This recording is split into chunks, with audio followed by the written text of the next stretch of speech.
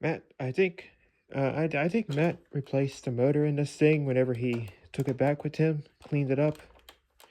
I don't know if it's the original one. Matt, please chime in on that. This one's from 1993. Got it 2 years ago from a trash can. Well, it was next to a trash can. My grandma found it actually and surprised me with it. She sent me a photo of it and I was like, oh, bring that home. This is a great machine. It's almost like my Mrs. Doubtfire one.